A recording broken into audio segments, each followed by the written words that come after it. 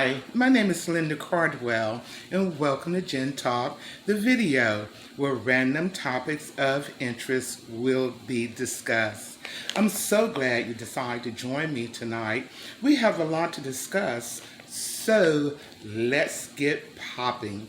As you know, GenTalk is an open genealogy forum where ideas and views and issues and subjects of particular concern can be discussed. GenTalk is dedicated to genealogy research and the preservation of historical data and artifacts. And that leads us to our GenTalk agenda for tonight. As you know, GenTalk is divided into three separate parts: genealogy research, historical data, and also historical artifacts. And tonight we're going to focus in on historical data and how it ties into your journey. By now, you've already decided on which family you wanted to start your family history. The maternal side, which is your father's side, or the maternal side, which is your mother's side.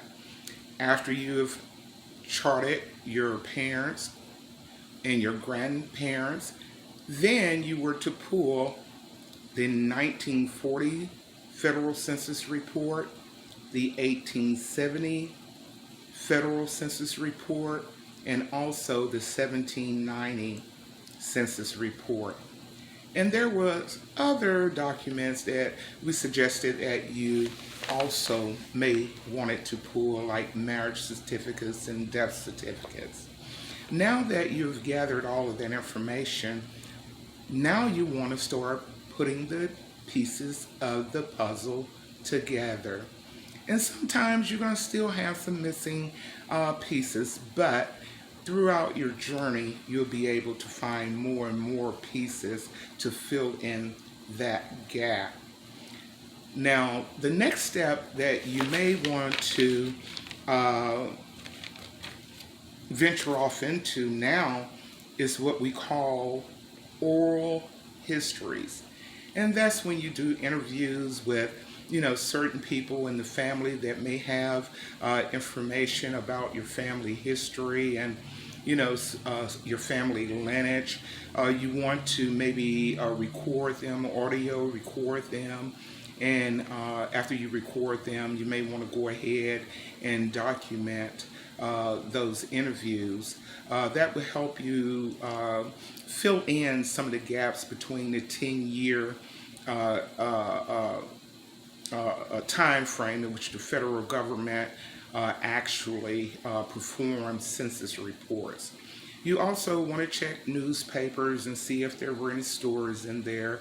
And also you want to rely on your history class, your American history class, and just find out, what was going on, during that period. What was going on during the 1940s, the 30s, the 20s, on up, and tie that in and how it affects your family. And also, you just don't want to research your family. You want to research the community in which they lived in, because a lot of your family, they actually lived in close proximity of each other. So you want to expand your search, within that community or surrounding counties as well. As you know, on one of my blogs, I did list a family, Miss Celia Vassar. She had come to me for some information about her family, the Vassar family. And this is a prime example of how it is so important that you research your own family history. I support online and private genealogy sites and genealogy companies, but they can only go by the information that they find online, just like you find online. Well, in her case, she had one letter in her name that The first family spelled their name Vasser, and her family spelled their name Vassar, in which they shared the same ancestor. So that's why it's very important for these interviews and to engage in conversations with your family members about, what happened in the family. Where did they move? Where did they migrate to? And I am just so proud of Miss Vassar. She has documented her journey in the historical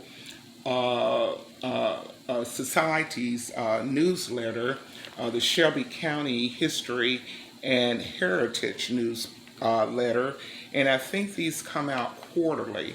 But here she writes up a, a wonderful, a wonderful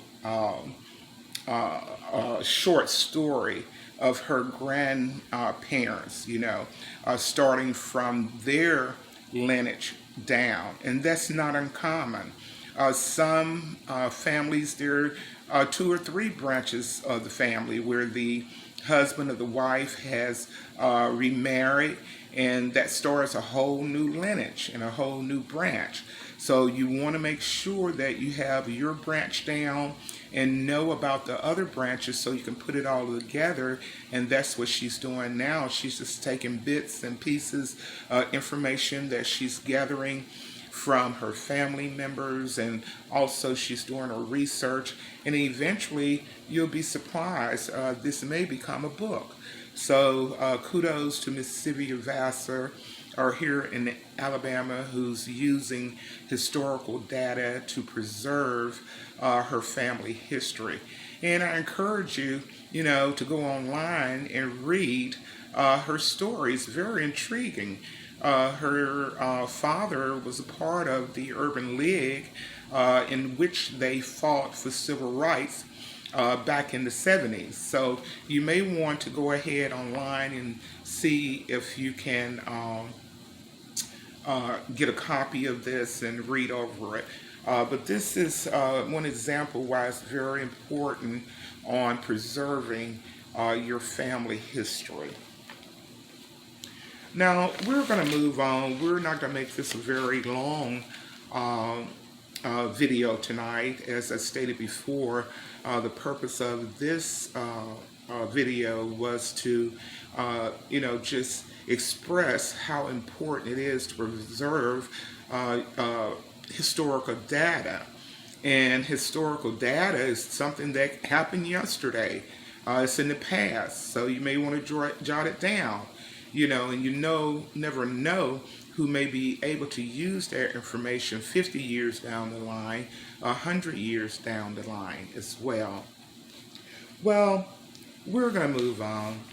I am so excited. As you see, my t-shirts came in, and as I promised, what I was going to do, each video, I was going to reach in a bag, shake it up, and pull a few names of my followers and supporters who have, given me feedback on my blogs and my videos.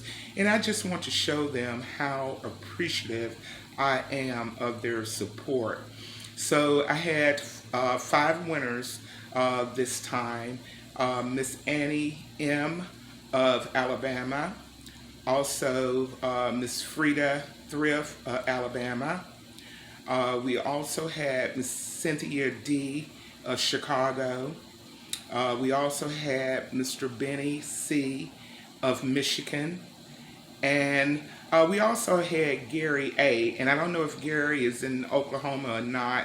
I'm trying to get in touch with his sister to see how I can connect with him.